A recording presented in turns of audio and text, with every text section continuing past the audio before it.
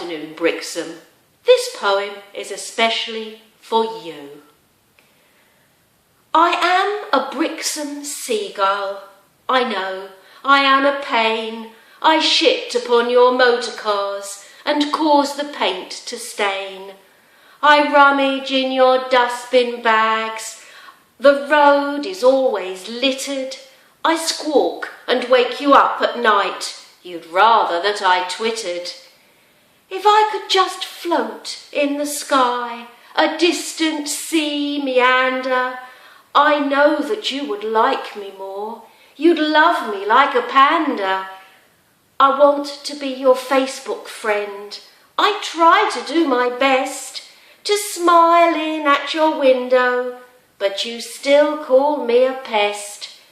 I want to eat your bag of chips, to sit beneath your feet, to share your seafood sandwiches and join your fishing fleet. So I say, sorry, Brixham. I want to beg your pardon. I doubt that you'll forgive me, though. I just pooped on your garden.